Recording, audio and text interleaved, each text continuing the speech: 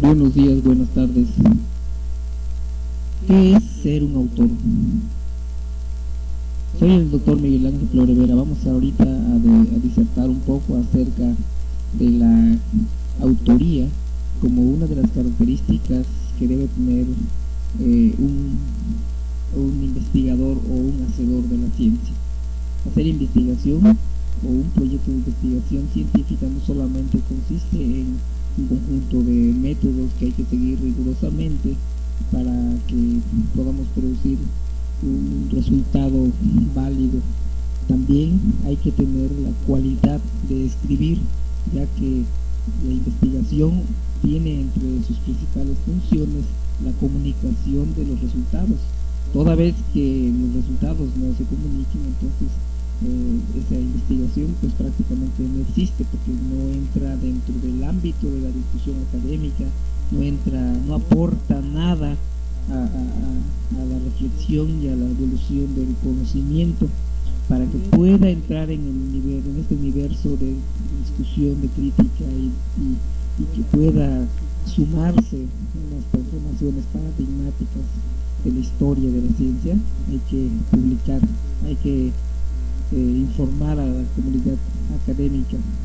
Entonces, por eso es muy importante abordar el tema de qué es ser un autor desde el punto de vista del científico. Bueno, cabe señalar que un profesional de la escritura generalmente es a quien se le conoce como autor. Es decir, autor es la persona que escribe con el fin de publicar la obra, de divulgarla, de darla a conocer. A pesar de que podríamos decir que también son autores los anónimos que escriben para sí mismos sus biografías o sus diarios o cualquier papel, no podemos en sentido estricto considerarlos autores en la medida en que su documento es anónimo, no lo conocemos, no podemos referirlo, no podemos mencionarlo porque simplemente no existe. Desde el momento en que una obra se da a conocer es cuando entonces entra en el debate de referirlo, y entonces el que escribió tal texto es precisamente el autor. Entonces son autores, por tanto, todos los que escriben para publicar, los articulistas, columnistas, novelistas, poetas, etcétera. O sea, lo mismo que todo aquel que publica resultados de sus investigaciones, hablando de las personas que hacen investigación académica o científica.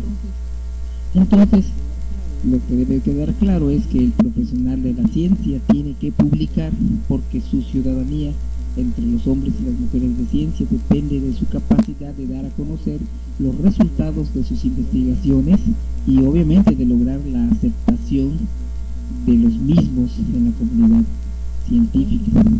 Entonces, el científico es necesariamente también un autor.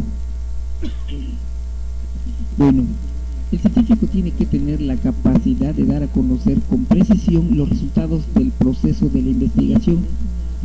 Y esto es una habilidad que tiene que desarrollar todo aquel que quiera dedicarse a una profesión científica,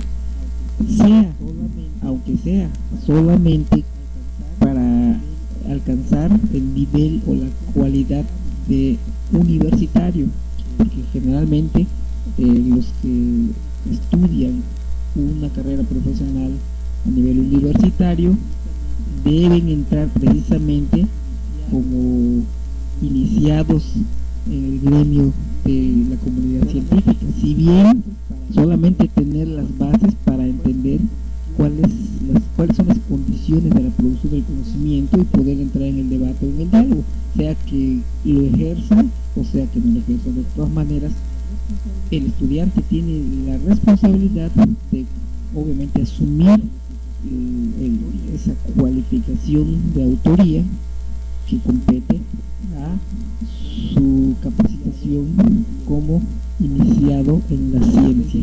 Por lo tanto, desde que inicia su escritura, el autor científico debe tener en cuenta algunos criterios que son elementales, pero que no por elementales deben descuidarse. En primera, El autor escribe para otros, esos otros obviamente son los lectores, lo cual implica que cuando un estudiante está intentando hacer una redacción, tiene que tener conciencia clara de que esto es un diálogo con un interlocutor. Si bien ese interlocutor no está presente, en todo momento debe tener claridad de que aquel interlocutor tiene que entender lo que le estoy explicando de manera clara, porque si el interlocutor, el lector, no está entendiendo lo que yo explico, entonces simplemente no hay ni diálogo y posiblemente tampoco haya ningún impacto de todo el trabajo que yo realicé, porque un lector que se aburre, que no entiende mi texto, pues cierra el documento y mejor se lee otra cosa que sea más accesible para leer. Entonces hay que tener en cuenta ese principio. Hay que escribir para otros, hay que hacer de la escritura un diálogo en donde nos pongamos en los pies del lector, y obviamente en todo momento estemos conscientes de si el lector tiene todos los elementos que yo tengo de una manera intuitiva, pero que en este caso tiene que hacerse explícito, porque el lector no está presente para preguntarme dudas acerca de cuál es el contexto por el cual yo le estoy diciendo algo. Ese contexto lo tengo que plantear también en el texto para que el lector entienda perfectamente de qué estamos hablando. Y por eso aquí está el punto, el siguiente punto: el lector te desconoce, no sabe qué hiciste, qué investigación hiciste, no sabe cómo hiciste la investigación, dónde hiciste la investigación, y por lo tanto hay que escribirle como si no supiera nada de tu trabajo, porque en efecto él no sabe nada.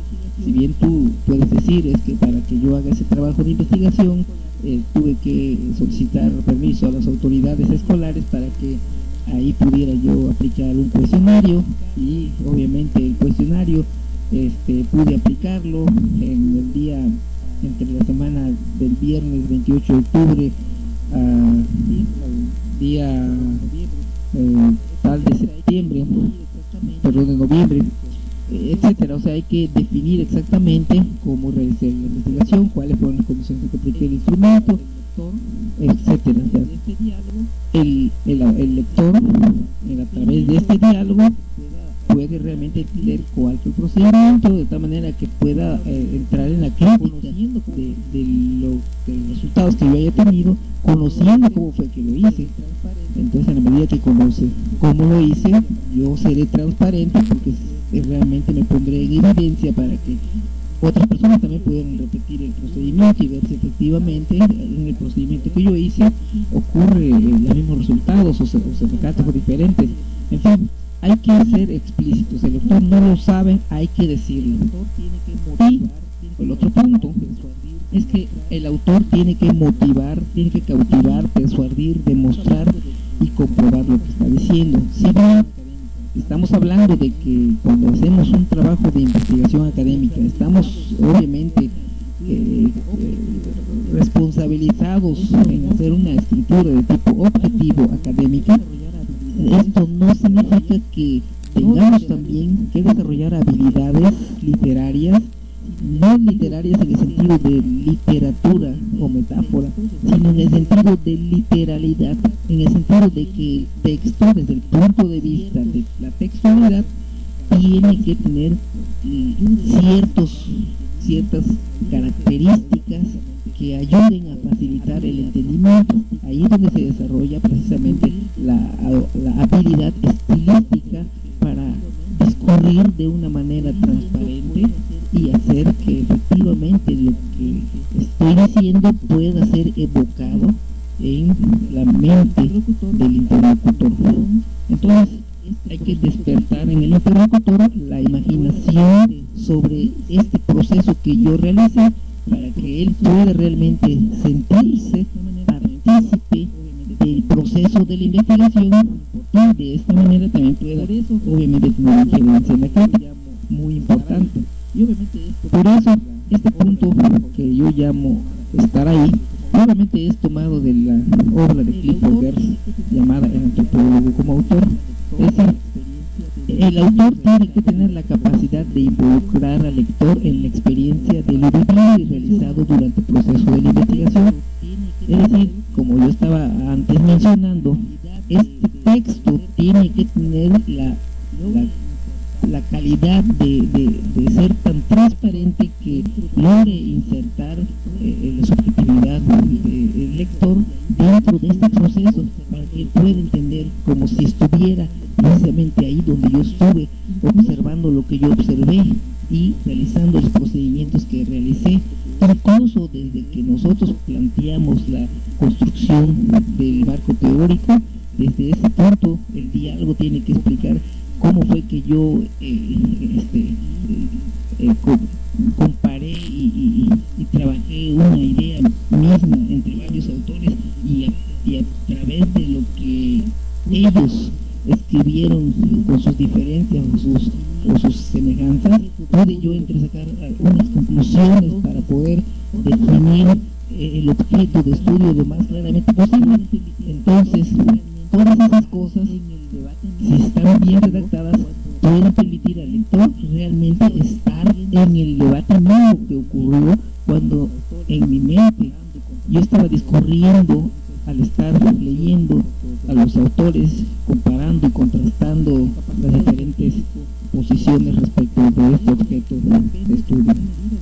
La capacidad de un científico de posicionarse en la ciencia depende en gran medida de su habilidad para lograr que el lector se introduzca subjetivamente, logre estar ahí como si hubiera participado, percibiendo los detalles de que como científico observaste, también percibiendo esas deducciones que tuviste, las experiencias que viviste hacer de investigación. Obviamente todas estas descripciones que se tienen que hacer respetando la norma de la escritura académica objetiva. Entonces, como científico es importante desarrollar el arte de la escritura. Bueno, vamos a hablar ahora un poco acerca de este arte de escribir, que es muy importante. Podemos discernir entre los diferentes tipos de escritura por lo menos dos grandes categorías, a grosso modo, que difieren entre sí por la finalidad del texto, ¿no? Tenemos aquí como una posición genérica entre la escritura científica y la escritura literaria. ¿Cuál es la diferencia? La escritura científica comparte muchos elementos técnicos de la escritura literaria, en la medida de que ambos, como son textos, tienen que someterse a algunas reglas de la escritura que son universales. Sin embargo, hay diferencias importantes. Es importante tener en cuenta que existen entre la escritura académica, científica y la escritura literaria diferencias sustanciales, pero también semejanzas importantes, en tanto que ambos son precisamente textos que se rigen por las normas de la escritura. Entonces, las semejanzas hay que aprovecharlas, pero también hay que dejar bien deslindadas las diferencias. La primera diferencia que quiero mencionar aquí es entre la objetividad y la subjetividad, porque mientras que la escritura literaria tiene como objeto y fin la escritura misma, es decir, la escritura en sí misma, y en tanto que es un arte, el texto literario debe producir una experiencia estética y tocar en el lector la fibra exacta de cada emoción que quiere producirse. Entonces, el texto literario tiene que utilizar algunas argucias textuales, hasta en la forma como lo escribe y en las metáforas que evoca, para que en el mismo texto la emoción esté vivenciándose con imágenes, para que el lector participe de ese significado denso de emoción, y entonces pueda vivir la escritura con esa experiencia estética que corresponde a un producto de arte. Por el contrario, la escritura científica maneja la subjetividad, pero desde el plano puramente objetivo, por lo que el texto tiene como finalidad describir objetivamente lo concreto, lo real, lo observado y lo registrado.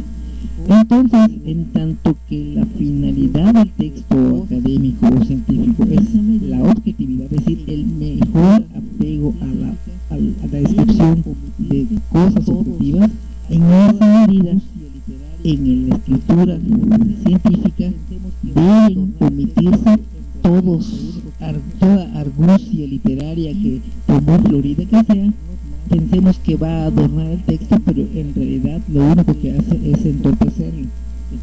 Y también tenemos que apegarnos más que a la metáfora, a la literalidad del texto que estamos escribiendo. Por ejemplo, aquí en este texto, aquí presento dos ejemplos acerca de una referencia a la muerte. Aquí en este texto, que pues es muy conocido, un fragmento de un poema, si nosotros queremos entender el texto literario, obviamente tenemos que entenderlo desde los principios que rigen el arte literario. Por lo tanto, no sería correcto intentar entender un texto literario tratando de anclar el contenido de ese texto a lo que literalmente dicen cada una de las palabras. Si yo me apego a la literalidad del significado estricto de cada palabra, obviamente hago decir a un poema cosas que realmente no dijo, sandeces, incoherencias. Entonces no podemos leer un texto artístico como si fuera un texto científico con objetividad. Vamos a poner este ejemplo. Quiero morir cuando decline el día, en alta mar y con la cara al cielo, donde parezca un sueño la agonía y el alma un ave que remonta el vuelo. Podemos notar claramente que si nosotros quisiéramos leer literalmente este texto, quiero morir cuando decline el día, tendría necesariamente que significar que, en primer lugar, el autor que escribe esto quiere morirse precisamente el día de hoy, porque al final del día, de este día, cuando declina el día, es cuando yo quiero morir. Pero suponemos que este autor quiere agarrar algún tipo de lancha, de barquito o de algo que le permita adentrarse al mar navegando, ¿sí? Porque no quiere morir en alta mar. Obviamente, literalmente lo que él va a hacer es acostarse dentro de esa lancha para quedar viendo hacia el cielo, con la cara al cielo, como dice ahí, y ahí es donde obviamente él va a ir durmiéndose para morir, o para morirse durmiendo, posiblemente para que él logre parecer esa agonía como un sueño. Entonces deberá tomarse algún tipo de droga o medicamento que le induzca un sueño profundo hasta la muerte, ¿no?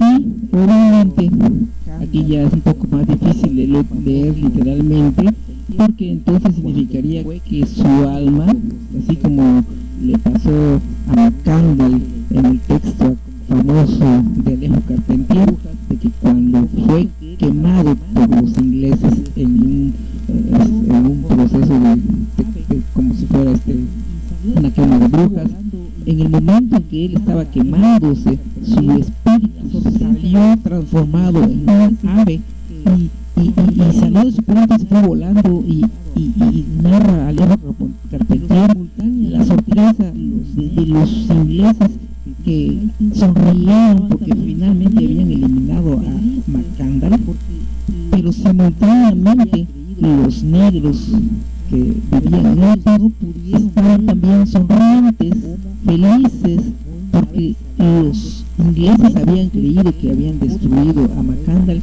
porque ellos no pudieron ver ni percibir cómo él se transformó en un ave y salió volando. Casualmente, después de que él escapó de la muerte a través de su conversión en un ave, es que Macandal tuvo más poder, porque empezó a transformarse en diferentes animales y mantuvo una rebelión con ese pueblo negro haitiano, apareciéndose con diferentes formas de animales en diferentes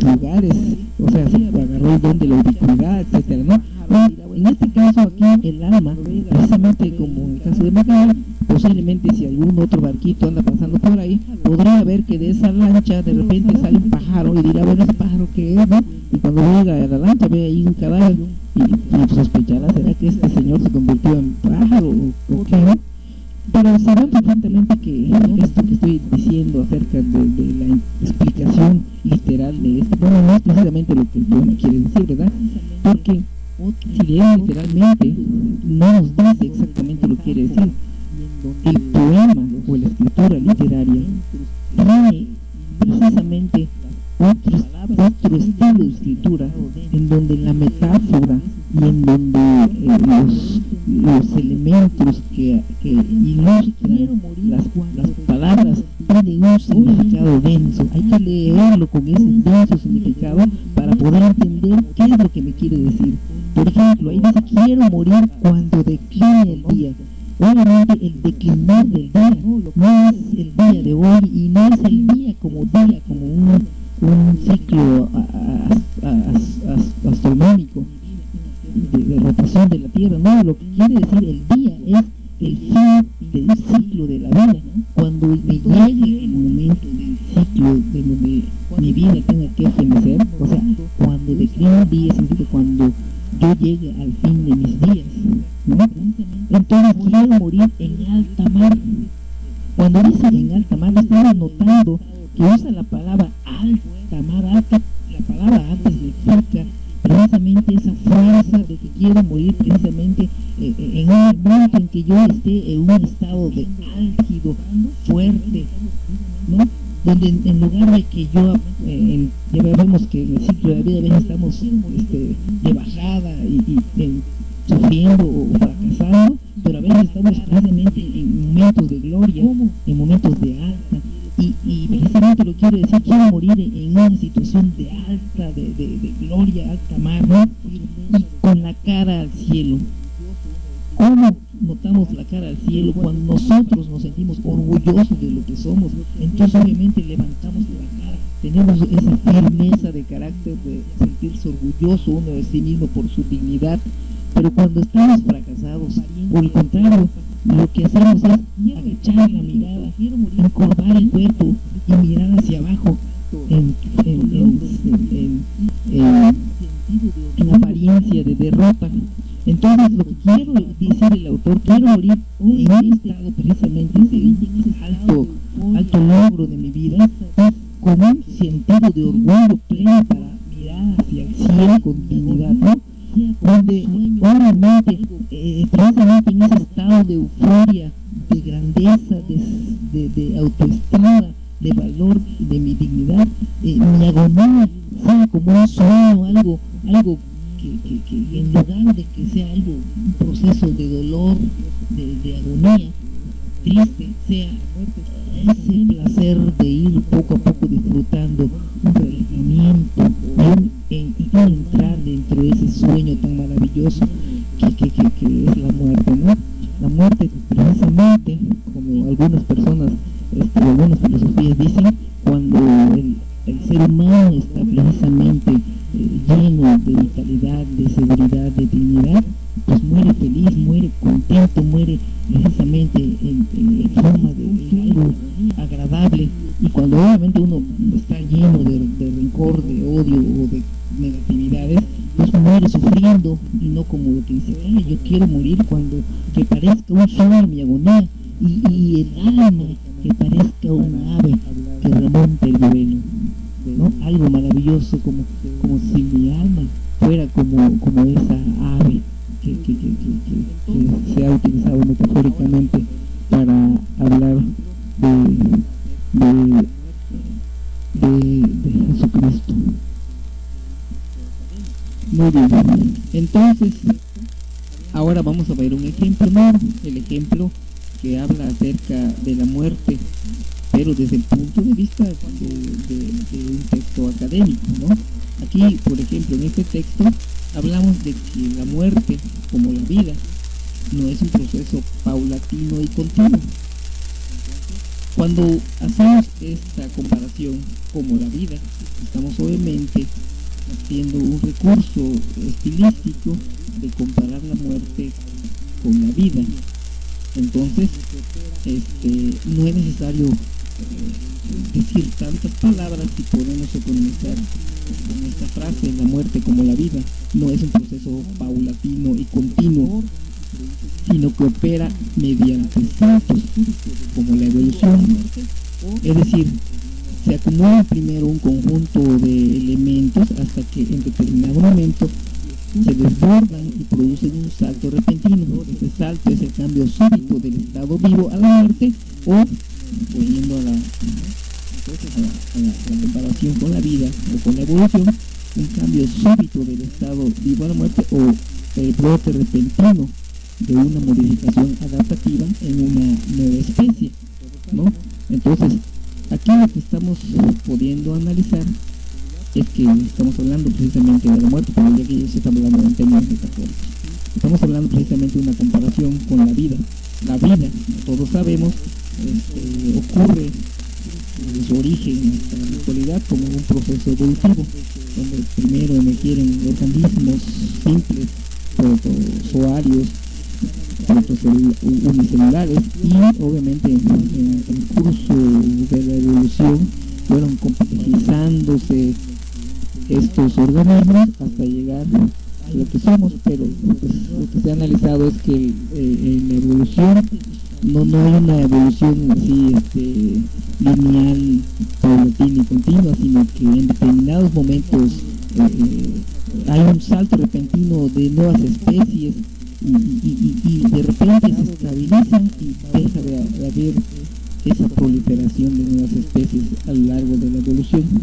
Lo mismo ocurre en la muerte, no es una cosa que alguien vaya muriendo poco a poco, aunque así le parezca, porque el estado de vivo al estado de muerto es totalmente, cualitativamente diferente. Entonces se produce de repente ese salto y de repente la persona muere. Entonces no es suavecito, sino es de manera de salto, ¿no? Cualitativo. Entonces podemos analizar que las diferencias son ostensibles. Entonces, ¿cuáles son las cualidades que tiene la escritura? Ya hablamos acerca de la diferencia entre un texto literario, cuya característica es la metáfora, y un texto académico o científico cuya característica es la literalidad. La literalidad quiere decir, enfatizar, se refiere precisamente a que cuando escribimos un texto académico, a diferencia del texto literario, lo que estamos haciendo es una descripción objetiva de las cosas, y por lo tanto todas las palabras tienen que utilizarse con el estricto significado literal. Ya habíamos visto que en el caso de la escritura literaria, lo literal precisamente es irremovido al diccionario. Cuando decíamos, cuando declina el día, no se puede leer literalmente, pero cuando hablamos de un texto académico no se debe leer metafóricamente nada, tiene que ser en estricto apego al significado de cada palabra, conforme al diccionario de la Real Academia Española. En este caso, que estamos hablando de nuestro idioma en español, entonces la literalidad tiene que prevalecer en todo momento. Cuando hablamos, por ejemplo, de la palabra muerte, de la palabra vida, de la palabra proceso, de la palabra paulatino, continuo, operar, todos esos conceptos que estamos utilizando tienen que tener exactamente el significado que tiene literalmente, de tal manera que no podemos darnos permiso de utilizar algún desliz metafórico, porque entonces digamos que de alguna manera estamos desacreditando la objetividad de nuestro texto. Y alguna persona podría decir que si estamos escribiendo poesía, pues quién sabe cuánto de lo que escribimos no será pura metáfora, y hasta qué punto yo puedo tener seguridad de cuáles son los verdaderos resultados o procesos de la investigación. Entonces vamos a ver algunas cualidades de la escritura en este caso, que nos van a ayudar a conseguir que tengamos un texto que tenga precisamente la capacidad de ser sencillo, de informar exactamente lo que dice, etc. Entonces, no obstante las diferencias derivadas de los fines, por ejemplo, el de emocionar versus el de informar, algunas cualidades se deben compartir, con diferencias de cómo lo hacen, ¿no? Por ejemplo, la escritura debe tener estas 4 cualidades de las que todo el mundo las conoce. Una es la precisión, otra es la concreción, otra es la sencillez y otra es la claridad. La precisión, pues obviamente consiste en decir exactamente lo que se quiere, ser precisos, es ser explícitos claramente lo que se dice. Concretos, es decir, hablar directo y sin redundancias.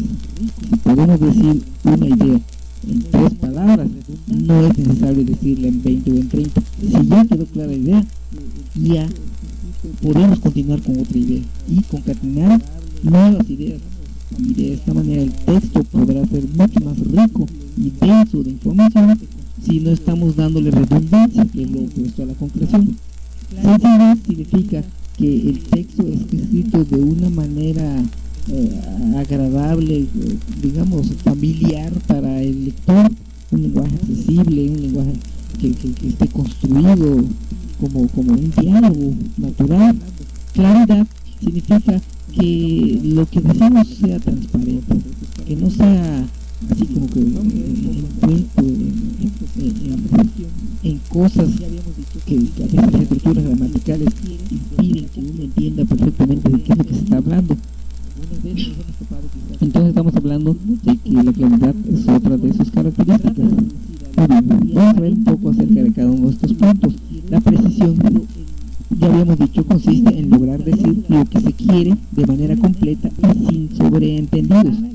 Algunas veces nos hemos topado quizás con un texto que dice muchas cosas, te trata de decir algo y aparentemente tú no entendiste lo que te quiere decir, pero el que escribe nunca logra decirlo de una manera directa y clara y transparente, sino que pretende que a través de redundancias tú intuyas de lo que trata de hablar.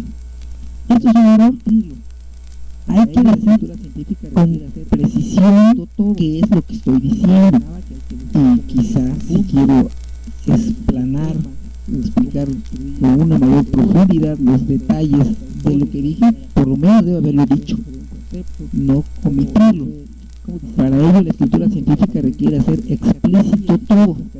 Ahí mencionaba que hay que decir cómo hice cada punto, cómo elegí el tema, cómo construí ese marco teórico, confrontando diferentes autores para llegar a una conclusión sobre un concepto, cómo diseñé los instrumentos a partir de qué categorías y cómo esas categorías fueron emergiendo naturalmente del marco teórico que inició el objeto de estudio. Obviamente, cómo apliqué el instrumento a la hora de hacer el trabajo de investigación o experimental, cómo hice la observación y el registro de lo observado, cómo hice la captura y procesamiento de los datos, de tal manera que en todo momento ese texto diga precisamente todos los elementos que compusieron el proceso de la investigación. Tiene que ser completo, significa que al escribir no deben omitirse información textual. Y aquí un poco de gramática, no hay que omitir los sujetos gramaticales, los verbos, los predicados correctos.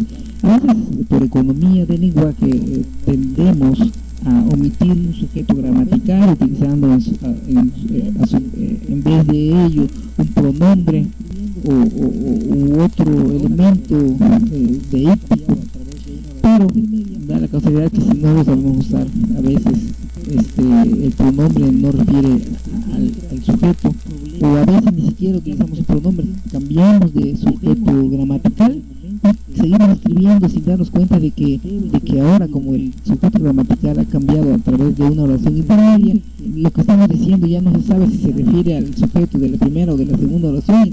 Entonces entra un problema que se llama interpretación debemos evitar en todo momento que el texto sea interpretado. El texto debe ser leído y debe tener un significado preciso. Desde el momento en que sometemos o damos permiso de que esto se interprete, quiere decir que cada lector puede entender lo que le dé su gana, diferentes cosas, y no necesariamente lo que yo quise decir. Por eso tengo que ser muy explícito y concreto. La concreción consiste en evitar redundancias, en decir lo que se quiere empleando el mínimo de palabras y de frases de manera directa, lo más directa posible, sin bajes. Esto es muy importante porque da la casualidad que un problema a veces de los que escriben de manera todavía aprendiz es que pueden decir algo en 3 palabras de una manera completa, y sin embargo les da por escribir una y otra vez lo mismo y lo mismo, dan vueltas sobre el mismo punto y vuelven a regresar y lo dicen de 3 o 4 maneras diferentes y se consumen 10 páginas hablando de lo mismo. El lector está leyendo, ya entendió exactamente qué le queremos decir y seguimos remoliendo con la misma idea, y pues puede ser que el lector diga que aburrido, ya no me aporta nada nuevo este texto porque me está diciendo lo mismo, ¿no? Entonces el truco es reducir toda la redundancia a la concreción, ser concreto y obviamente una vez dicha la idea, entonces lo que debemos hacer es concatenar una idea nueva que esté relacionada y que aporte nueva información e ir eslabonando idea tras idea tras idea tras idea. Un texto, una recomendación de tipo gramatical para escribir de manera concisa.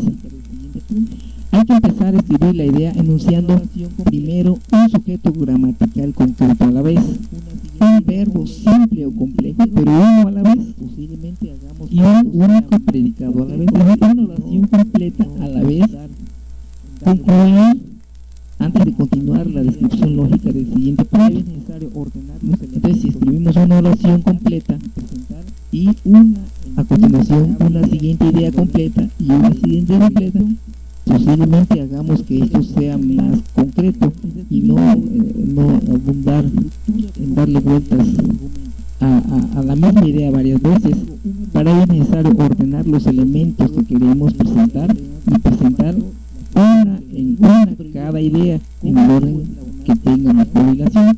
Aquí pues se refiere precisamente a que antes de escribir yo debo tener un plano de estructura de cómo desarrollar un argumento, para que entonces, como yo tengo un argumento estructurado, entonces puedo pasar de una idea a otra y llevando la secuencia de un argumento, pero yo ya sé cómo debo eslabonar las ideas para poder construir una inferencia que respalde el planteamiento o el trabajo que estoy realizando, o la hipótesis, ¿no?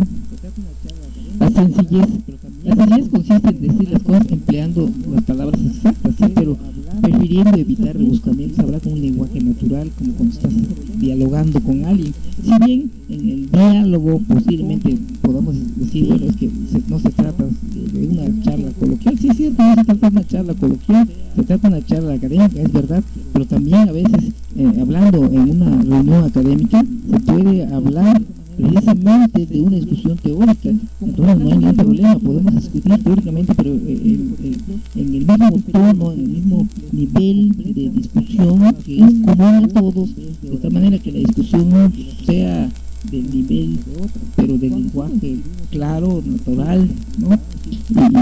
Y entonces de esa manera logremos sencillez. Entonces, como en el caso anterior, hay que hilvanar las ideas en el orden más sencillo. Por ejemplo, hay que preferir oraciones simples y completas, concatenadas una a una, en vez de oraciones complejas con estructuras anidadas una dentro de otras. Cuando nosotros escribimos una estructura complicada, es decir, empezamos una oración y antes de cerrar la oración, añadimos una cláusula que es como un paréntesis en el cual metemos una oración nueva dentro de la que estamos desarrollando, y después de desarrollar esa oración intermedia continuamos con la oración que empezamos al principio. Si bien es cierto que poniéndole atención al texto el lector podría leer y entender lo que se está diciendo, precisamente el hacer este corte de la oración, poniéndolo un objeto intermedio, una idea intermedia, exige de la reflexión lógica del banal idea que el lector tenga que, digamos, poner en stand-by, en reserva, el principio de la idea, resolver la idea intermedia y después recuperar lo que dijimos, lo que se dijo antes, para eslabonarlo con lo que sigue a continuación. Ese esfuerzo lógico, que es un mayor consumo de atención, si bien es cierto que cualquiera debería poder hacerlo, en el tiempo de hoy donde todos queremos precisamente facilidad y agilidad, puede ser que la persona le dé flojera estar esforzándose demasiado en un texto cuando pudiese habérselo dicho de una manera sencilla, natural, clara, sin tanto mezclamiento de ideas. Entonces, hay que evitar que el lector se aburra y abandone el texto, o bien que tenga que hacer mucho esfuerzo para entenderlo. Mientras el lector pueda entenderlo de una manera más sencilla y fácil, yo creo que al contrario, nosotros ganamos en que el argumento que estamos diciendo sea razonablemente reflexionado en el pensamiento del lector, y precisamente eso le lleve a él a tener las conclusiones a las cuales nosotros estamos conduciéndolo a través de nuestra reflexión o disertación. Entonces, hay que focalizar que las ideas tengan una secuencia lógica, de lo general a lo particular, por ejemplo, o de lo antecedente a lo consecuente, de lo principal a lo secundario, de la síntesis al análisis, de cualquier forma que nosotros desarrollamos la idea, tenemos que tener muy clara que el proceso tiene que darse de una manera natural, ¿no? Entonces, eso es lograr la sencillez y no andar revolviendo las cosas. Y la claridad consiste en mantener una estructura oracional, gramatical, sintáctica, textual, ordenada, simple, básica. Aquí ya hemos estado insistiendo precisamente que una de las características gramaticales que permiten lograr claridad es que construyamos oraciones simples, que todo el mundo conoce, ¿no? Un sujeto, un verbo y un predicado, complemento, ¿no? Entonces, debemos referir al hacer una oración enunciar primero el sujeto y luego el predicado, y no al revés, ¿no? Sabemos que podemos decir el haber de casa, no estamos hablando de un idioma inglés. Si bien todo el mundo entiende el haber de casa, que es la casa verde, precisamente porque la estructura natural de nuestro lenguaje es primero decir el sustantivo y luego el adjetivo. Al hacerlo inverso, estamos exigiendo precisamente un mayor consumo de energía mental para que el lector pueda entenderlo. Y todavía más si alteramos el orden del sujeto, el verbo, el complemento, ponemos primero el complemento, luego el verbo y de último el sujeto, o primero ponemos el sustantivo, después el verbo y luego el adjetivo del sustantivo, luego el adverbio del verbo, etcétera. O sea, cuando escribimos de una manera que no es una estructura sencilla de cómo debería estar construyendo una oración gramatical, pues estamos realmente haciendo las cosas muy aquí el ejemplo 2, demandante de que el lector tenga que concentrarse mucho para poder entender lo que estoy diciendo, y a veces tenga que releer 2 o 3 veces para ver cómo reconstruir ese puzzle, ¿no? O ese rompecabezas que hemos hecho de la oración, ¿no? Entonces, por ejemplo, aquí el ejemplo 2, los adjetivos suceden a los sustantivos, los adverbios a los verbos. Preferir siempre escribir los adjetivos inmediatamente después de los sujetos, es decir, junto a ellos y no alejados más allá en el texto. Lo mismo con los adverbios respecto de los verbos, lo mismo el sujeto y el verbo y el complemento. El orden siempre permite que uno tenga una mejor claridad en los que escribe. Por ejemplo, tanto en la oración como en la frase, deben concordar en género, número y caso, adecuadamente. Debemos evitar esa discordancia y para ello la estructura sencilla permite detectar más fácilmente que se conserva ese género en el verbo, el predicado, lo mismo que el número, el caso, el tiempo verbal, etcétera. Cuando hacemos oraciones muy complejas, con frecuencia ocurre que no solamente el lector se pierde con lo que escribimos, sino muy frecuentemente el escritor novel, el autor, también se confunde y de repente cambia de género, cambia de número, cambia de sujeto, cambia de significado lo que viene diciendo, y al alterar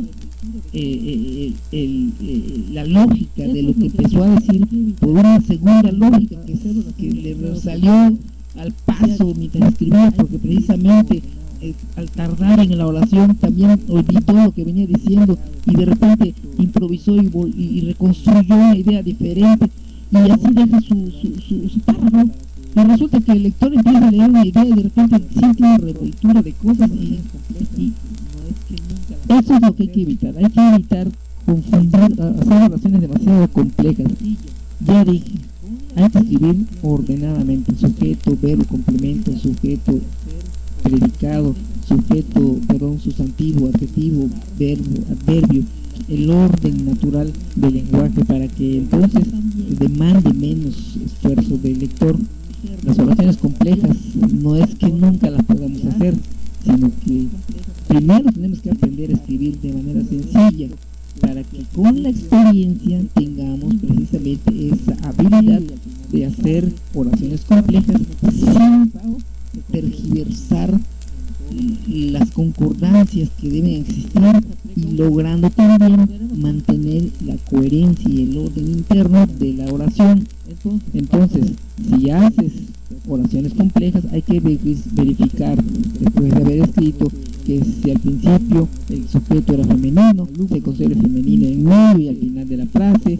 Si estabas escribiendo en presente o en pasado, se conserve igual en todo momento. Y si tenemos esa precaución, nos daremos cuenta de que será muy sencillo lo que escribamos.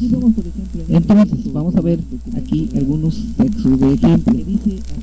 Estos textos son textos reales tomados de algunas instituciones en las que trabajé con alumnos, y obviamente encontré algunos documentos y yo dije, vamos a analizarlos, ¿no? Para poder darle a los estudiantes un ejemplo de cómo criticarse a sí mismo los textos y cómo corregirlos. Aquí vemos, por ejemplo, en este texto de un documento real, ¿no?, que dice así. Primero vamos a notar una cosa importante. Seleccioné un párrafo largo desde que empieza hasta que tuvo un punto. ¿Por qué? Porque el punto define un cierre de una idea, de una oración, ¿no? Entonces, se supone que una oración debe ponerse al terminar una oración y iniciar otra oración, y el punto se cierra cuando la oración termina, y así cada idea completa tiene que cerrarse con un punto, y cuando una idea más global sea completada, pues se cambia a un nuevo párrafo. Pero vamos a ver este texto que tiene. El Instituto de Educación Superior Guadalupe Victoria, que en adelante será nombrado bajo las siglas ISGB, forma parte de la institución educativa denominada Colegio Guadalupe Victoria, fundada en febrero de 1949 por las Madres Consuelo Navarro, un grupo de 5 religiosas pertenecientes a la Congregación de Hermanas Mercedarias del Santísimo Sacramento. Si bien podemos decir, bueno, pues sí, queda claro, ¿no?, que el Instituto de Educación Superior Guadalupe Victoria se puede abreviar como ISGB, y pertenece al colegio, y este colegio fue fundado en tal año y fue fundado por tal. Lo que podemos analizar acá es que hay que mantener absorbido, digamos, las ideas, y las eslabonando, porque el punto no está muy lejos, y todas esas ideas debemos acumular como si fuera una sola oración sencilla. Entonces, si tenemos varias ideas, ¿por qué no mejor lograr una mejor claridad simplificándola? Aquí en la parte de la derecha podemos notar la propuesta, digamos, que va construyéndose. Claro que esta es un ejemplo, una propuesta, no es que así es una dogma, ¿no? Veamos, en primer lugar, Aquí escribo el Instituto de Educación Superior Guadalupe Victoria y entre paréntesis y escribo con ese paréntesis que de común acuerdo en la escritura académica, cuando uno escribe el nombre de una institución y inmediatamente pone entre paréntesis las siglas, entonces por convención se entiende que en adelante podría usar las siglas, y esas siglas significan precisamente lo que dije en el antecedente de las siglas entre paréntesis. Entonces no es necesario escribir, digamos, el fragmento este que dice que en adelante será nombrado bajo las siglas. Todo eso podemos decir que es basura textual. Podemos tirarlo, quitarlo, erradicarlo, porque nada más está, en lugar de que seamos concretos, estamos siendo demasiado redundantes. Basta con decir el Instituto de Educación Superior Guadalupe Victoria, y es que para que quede claro todo ese fragmento. Hacemos un texto más corto, como pueden notar, ¿no? Forma parte del Colegio Guadalupe Victoria. Si bien aquí no puse el punto, porque aquí ya terminé la idea, y precisamente para utilizar la misma secuencia, continué, puse un punto coma, de tal manera que aquí tengamos una cláusula. Si bien la siguiente está concatenada con la anterior, por eso dice institución educativa fundada en febrero de 1949. Debemos cerrar la idea, de tal manera que en la mente del lector, en ese momento, pueda absorber la idea, meterla dentro de sus registros y abrir su mente, descansarla y empezar otra vez a registrar datos. De esa manera es más fácil que el lector entienda la secuencia, ¿no? Sus fundadoras, porque dice fundada en febrero de 1949, sus fundadoras fueron la Madre Consuelo Navarro y un grupo de 5 religiosas pertenecientes a la Congregación de Hermanas Mercedarias del Santísimo Sacramento. Aquí dividí ese texto gigante en 2 ideas. Sin embargo, después de analizar, pues obviamente el texto se puede construir, podemos hacer otras sugerencias. Como había dicho, ahí donde termina Guadalupe Victoria, pues un punto y coma, pero realmente es una idea completa. La otra idea es que este instituto fue fundado en el año de 1949. Y otra idea más es que las fundadoras fueron la Madre Consuelo y 5 religiosas. Y otra idea además que todas las religiosas son pertenecientes de esa congregación mercedaria. Son, digamos, 5 ideas ahí, ¿no? Entonces podemos un poco mejorar ese texto si la separamos. Entonces vamos a la segunda opción, incluso más corta. El Instituto de Educación Superior Guadalupe Victoria, entre paréntesis y escribe, pertenece al Colegio Guadalupe Victoria. Si se dan cuenta, casi me ahorré hasta en la versión original, que termina hasta donde termina las primeras comillas de Guadalupe Victoria, casi llevaban a la mitad de todo el párrafo. Tenemos que fueron menos palabras, fue más corto y más sencillo, ¿no? Este colegio fue fundado en febrero de 1940 por la Madre Consuelo Navarro y un grupo de 5 religiosas. Entonces la segunda idea, aquí volví a mezclar 2 ideas, pero bueno, estaba más relacionado la fundación de 1949 con la Madre Consuelo Navarro que con el hecho de que pertenezca al Colegio Guadalupe Victoria. Por eso esta parte la relacioné con el otro, todas de la Congregación de Hermanas Mercedarias del Santísimo Sacramento, ¿no? Pero si se dan cuenta, aquí hay algo ambiguo.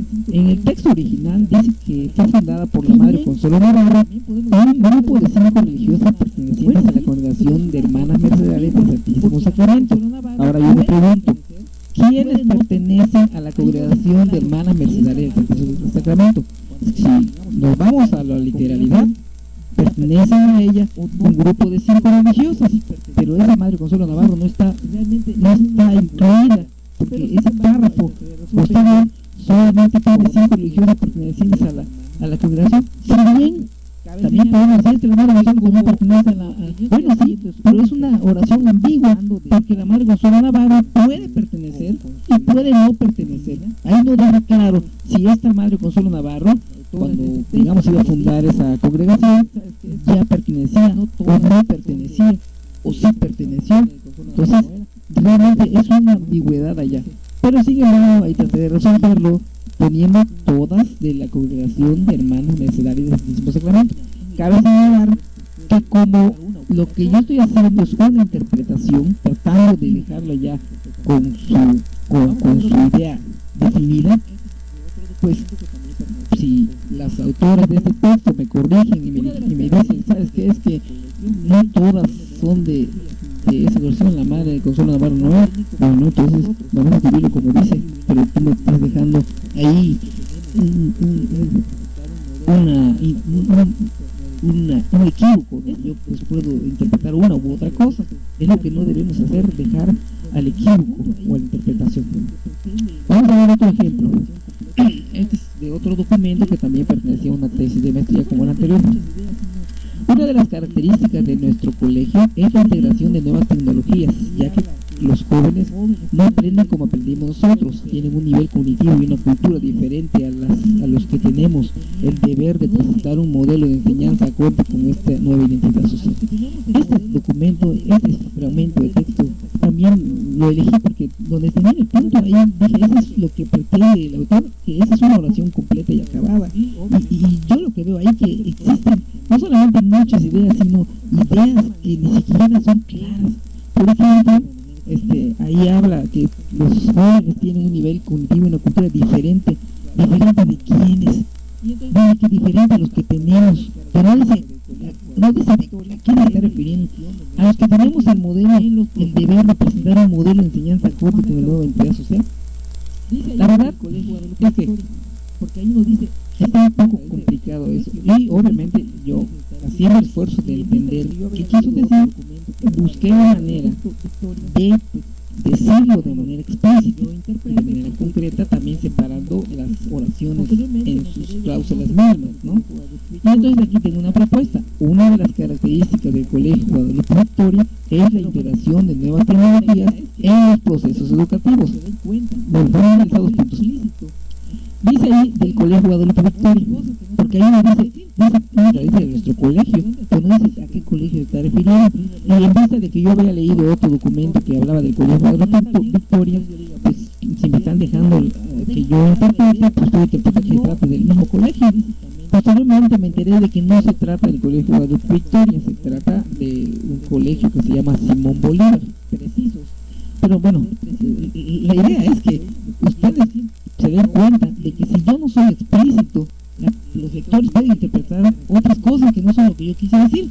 Y aquí precisamente la intención de hacer explícito un colegio es precisamente que si el autor me dice no está bien, entonces yo diga, bueno, ve tu texto, no deja clara la idea. Si no dices explícitamente las cosas, entonces no estás violentando el primer principio, que es de ser precisos. Ser preciso es decir con precisión lo que quieres decir y no omitirlo como si el lector pudiera adivinar a qué está refiriéndote. Dice ahí que precisamente las características de este colegio es la integración de nuevas tecnologías, pero eso queda muy ambiguo. La integración de nuevas tecnologías, ¿qué algo de qué o cómo? No, o sea, podría querer referirse a integración de nuevas tecnologías al hecho de que a lo mejor ya pusieron un modem, bueno, en la escuela, o bien puede referirse a que ya tienen una página web, o que a lo mejor la tramitología de los alumnos se hace a través de un sistema de preregistro en internet, o también puede significar que en las aulas ya existen pizarrones interactivos o algún software especial que permite, como en el caso de aquel famoso multimedia que se usaba en las primarias, no me acuerdo cómo se llama. Bueno, el caso es que aquí nos deja claro por qué menciona la integración de nuevas tecnologías, ¿no? Precisamente tratando de buscar una forma de ser concretos en el texto, yo añadí en los procesos educativos, como diciendo integración de las nuevas tecnologías en el aula, en el medio de la enseñanza, ¿no? Sin embargo, lo puse todavía un poco ambiguo, pero traté de ser un poco más concreto de lo que describió el original, ¿no? Obviamente aquí puse un punto. Una de las características del Colegio de Guadalupe Victoria es la integración de nuevas tecnologías en los procesos educativos. Si se dan cuenta, aquí termina la idea, y entonces aquí ya le pongo punto. Ahora, la segunda idea no me quedaba claro, pero bueno, yo traté de entender. Lo que quiero decir es que los jóvenes no aprenden como aprendieron sus maestros. Entonces, ahí no dicen los jóvenes, los maestros, pero por lo que estoy interpretando, se debió referir a ellos seguramente el autor, y entonces dije, vamos a hacerlo explícito. Tienen características, aquí si se dan cuenta, estoy omitiendo el sujeto porque estoy trayendo el sujeto de la oración inmediata anterior. Entonces, al no omitirlo, quiere decir que yo estoy tomando el mismo sujeto que en la oración anterior se escribe. Obviamente ese ya es un asunto de estilística, ¿no? Entonces, los jóvenes tienen características cognitivas y culturales diferentes a las de ellos. ¿A quiénes son ellos? A las de los maestros. Vean, los jóvenes no aprenden como aprendieron sus maestros.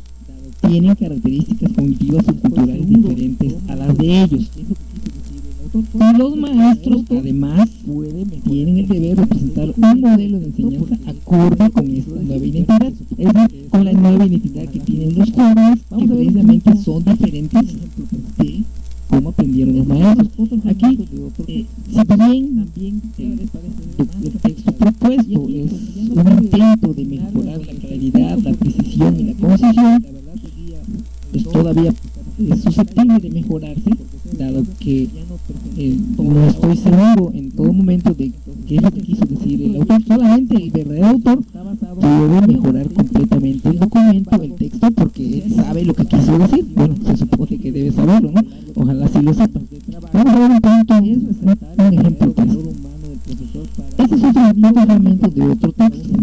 También cada vez parece más complicado.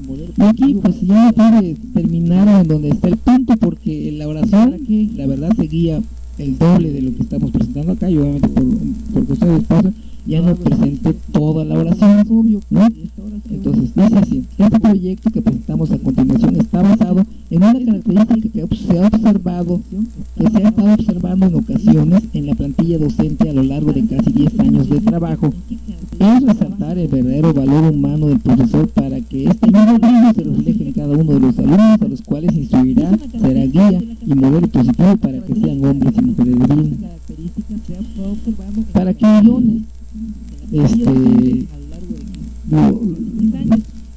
lo hago explícito, sí, para todo eso, que esta oración es un poco imprecisa, ¿no? Entonces, este proyecto que presentamos a continuación está basado en una característica.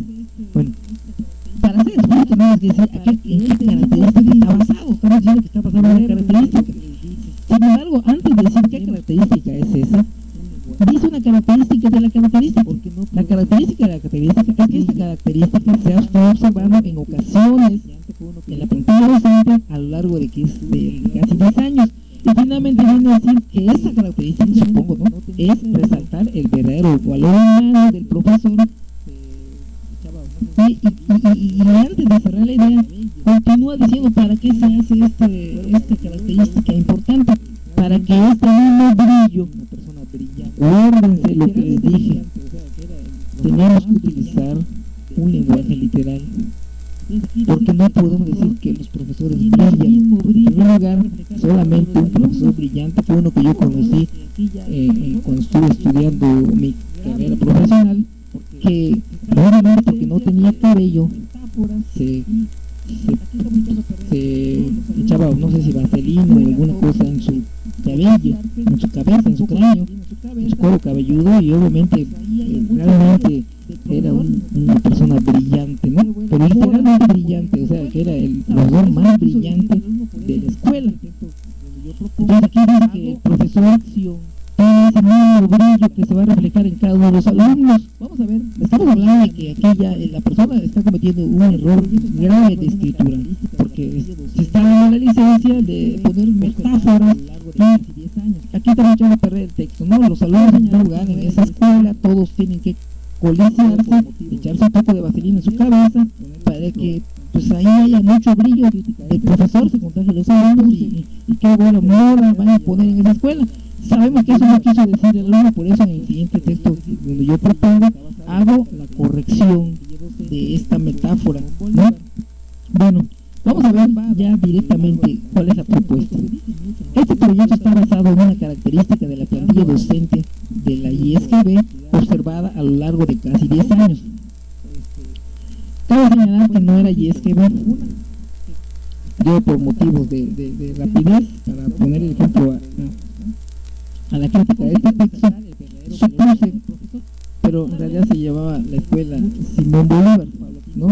Entonces debería decir, este proyecto está basado en una característica de la plantilla docente de la escuela Simón Bolívar, observada a lo largo de casi 10 años, puesto que dicen muchas oraciones. Yo también, pues, empezando a ir reduciendo la cantidad de cláusulas, pues aquí tenemos dos. Una, que cada uno está basado en una característica docente que se ha observado a lo largo de 10 años, ¿no? Que consiste en resaltar el verdadero valor humano del profesor. Tal vez, para ser mucho más preciso, claro, hay que ir paulatinamente corrigiendo el texto, ¿no? Debería poner la característica primero y después la condición de que esta característica se ha observado a lo largo de casi 10 años en esa institución, ¿no? Pero vamos a dejarlo así, es una propuesta, un primer paso para mejorar el texto. El docente debe transmitir este valor, rompiendo totalmente este valor humano, ¿verdad?, a cada uno de los alumnos, a los cuales instruirá y de los cuales será guía y modelo positivo para ser hombres y mujeres de bien. Entonces, aquí vemos que en la parte subrayada estoy añadiendo un formato nuevo para poder ser más explícito, pero estoy utilizando el punto coma, que es, digamos, un alternativo del punto, porque no estoy rompiendo totalmente la cláusula. Debería haber llegado a ese nivel, pero vamos a suponer que estoy transitando a un nivel intermedio. Entonces, si leemos este texto, podemos darnos cuenta de que ha ganado en claridad, ha ganado en facilidad de que lo entendamos con respecto al anterior.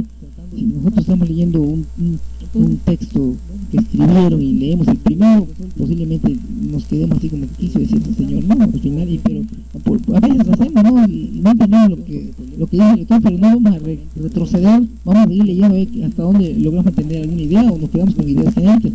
Pero en cambio, si leemos un texto en el cual sí entendemos perfectamente, pues esta idea nos sirve para poder concatenar las siguientes ideas que trae el autor. Es muy importante por eso escribir correctamente, porque esto nos va a traer muchos beneficios para poder comunicar las ideas que estamos tratando de esbozar. Entonces, bueno, en este ejercicio que también yo ya lo resolví, ¿sí? Presentamos otro ejemplo. En este trabajo se presenta una investigación sobre el problema escolar que se está dando actualmente, que son las agresiones entre niños de las primarias y cómo estas influyen en la concentración y afectan el bajo rendimiento en estos niños, tanto los agresores como al agredor. Podemos darnos cuenta también que esta oración, que se supone que es una sola porque el punto está ahí, en realidad está anidando varias oraciones y eso hace más difícil y complicado entender el texto, ¿no? Una de las cosas que me llama la atención es que aquí dice que un problema escolar que se está dando actualmente son las agresiones entre niños de las primarias y cómo estas influyen en la concentración y afectan el bajo rendimiento. Ustedes pueden darse cuenta que las agresiones de los niños afectan el bajo rendimiento.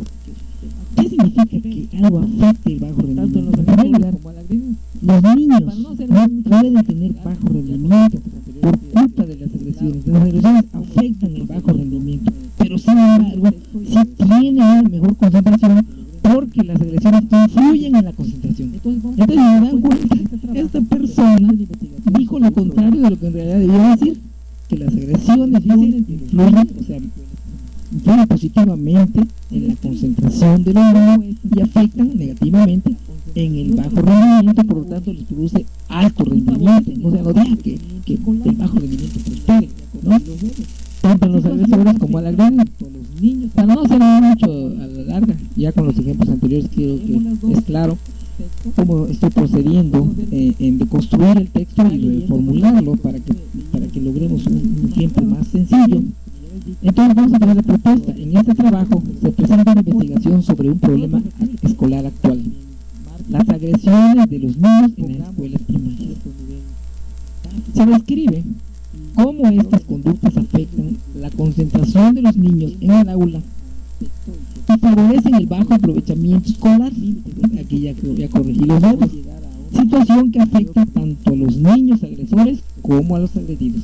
Entonces, si leemos los dos textos, podemos ver que está leyendo, es más fácil que continúe leyendo mi texto, que es más claro. Si bien, como ya les dije, es una propuesta y todavía se puede mejorar, pero no importa, todo es perfectible, pero hay que dejar también margen a que pongamos un cierto nivel básico y obviamente dependiendo del tiempo que le dediquemos al texto y que nos pongamos, obviamente los límites de tiempo nos obligan a no llegar a una mayor precisión de nuestros textos, ¿no? Bueno, este otro texto, que ya es propuesta para que sea desarrollada como ejercicio, dice: el proceso de control de esfínteres no es tan sencillo como parece. Es un proceso largo y de mucha paciencia, donde el niño aprende a controlar su esfínter no por la práctica, sino por su madurez. Con este proyecto se pretende que el niño se vea beneficiado, ya que se le respetará el momento en que él desee y tenga la madurez para realizarlo.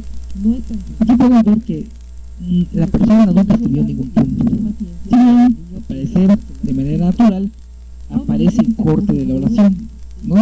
Por ejemplo, donde dice: en este proyecto, parece natural que ahí debería empezar la mayúscula de una oración y donde termina madurez poner un punto, pero la persona cometió no poner los signos ortográficos adecuadamente. Bueno, no importa, vamos a ver cómo podemos corregir estos textos, ¿no? En primer lugar, vamos a hacer lo siguiente: deslindar cuántas ideas hay acá. La primera idea: el proceso de control de esfínteres no es tan sencillo como parece, sino que es un proceso largo y de mucha paciencia, donde el niño aprende a controlar su esfínter. Vamos a ver que este es el punto número 1. Y también posiblemente sea una redundancia decir que el control de esfínter no es tan sencillo como parece. Entonces, a lo mejor ese fragmentito no es necesario ponerlo, ¿no? Entonces, posiblemente podamos omitirlo. El proceso de control de esfínter es un proceso largo y que requiere mucha paciencia,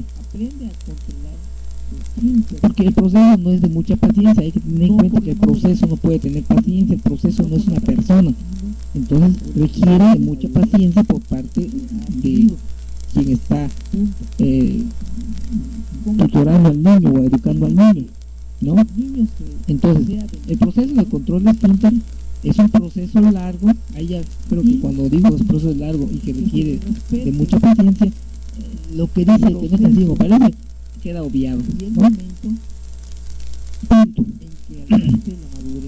Ello se debe a que el niño aprende a controlar su esfínter no por la madurez, no por la práctica, sino por el nivel de madurez que ha adquirido. Punto. Con ese proyecto se pretende que el niño sea beneficiado y que se le respete el proceso y el momento en que alcance la madurez para realizar ese control de esfínter. Estoy resaltando lo que intento que nos demos cuenta de que se trata de explicitar, ¿no? Que el niño se vea beneficiado, que el niño se le va a respetar el momento en que tenga la madurez para realizar el control de esfínter por sí mismo. Posiblemente es una mejor manera de decirlo. Hay que tener en cuenta que si nosotros hacemos los puntos y deslindamos, deconstruimos adecuadamente el texto, mejoremos. Cabe señalar una cosa que he enfatizado en muchas ocasiones: hay dos fases para realizar un documento académico, un documento cualquiera, pero vamos a poner que estamos hablando de los textos científicos. Una fase se llama la de producción y otra fase se llama la de edición, y no hay que revolver ambas. ¿Por qué? Cuando estoy produciendo el texto, en ese momento puede ser que yo escriba cometiendo pues son cualquier tipo de incoherencia, falta de ortografía, redundancia, errores de tipo gramatical, errores de tipo ideológico, de tipo teórico. No importa.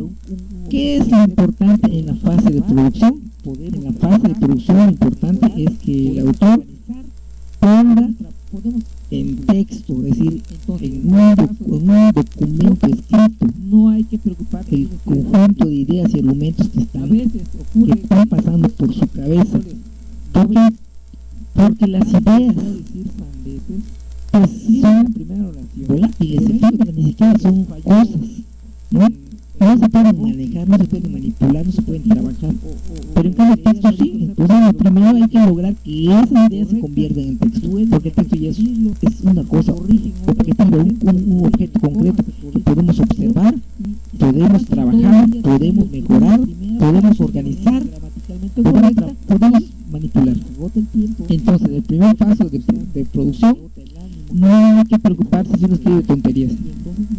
A veces ocurre que los escritores móviles, por tal de no decir sandeces, escriben la primera oración, pero ven que falló en un verbo o en un sustantivo, o que le dieron exactamente lo que querían decir de manera correcta, vuelven a reescribirlo y se corrigen otra vez el acento, se corrigen la coma, se corrigen la oración, y se la pasan todo el día tratando de escribir la primera frase de manera gramaticalmente correcta, y se les agota el tiempo, se les agota el entusiasmo, se les agota el ánimo, se les agota el interés, y entonces no pasan de la primera línea o de la segunda o del primer párrafo. Entonces no se preocupen, cuando vayan a empezar a escribir, escriban primero sin importar todos los errores, porque van a la segunda fase, que es la fase de edición. Precisamente en este punto es que estoy reivindicando lo que está escrito, que hemos estado criticando. Si estas personas escribieron o no escribieron, quiere decir que hicieron el primer paso, escribir de manera abrupta. Entonces ya estamos en condiciones de hacer este segundo paso, que es la edición, hacer una crítica de nuestro texto, organizarlo, deslindar las ideas de una manera más correcta y trabajar, digamos, en una producción textual cada vez mejor. Eso es todo lo que entonces, de esta manera podemos avanzar en nuestra corrección de estilo. En la medida que adquiramos experiencia, entonces en esa medida la primera fase de producción será cada vez con menos errores, y entonces la fase de edición requerirá menos correcciones, pero no importa si al principio cometemos todos los errores y al principio corregimos casi todo. El chiste es que la experiencia es la que nos va a ayudar a mejorar nuestra capacidad de ser autores, ¿sí? Entonces, eso es todo lo que yo les quería decir. Para ser tú, la persona, tal vez conviene obviamente enfatizar que la palabra autor tal vez debe ser asumida en su doble significado. En el primero significado es el creador de algo, pero también la autoría de algo que uno produjo por sí mismo con base en su experiencia y con base en su revisión teórica, con base en su propio criterio. Bueno, también eso te da autoridad. Entonces la autoría te da autoridad para ser tú la persona que tú domina el tema y que tiene los elementos objetivos, teóricos, que has estado realizando para poder debatir frente a cualquiera, defender un punto. Entonces, lo importante de ser autor es que no solamente te hace dueño del texto, sino que además te hace dueño de la autoridad para confrontarte en la comunidad académica y obviamente hablar con propiedad respecto de tu tema y tu objeto de estudio. Bueno, muchas gracias a todos, fue un placer. Hasta pronto.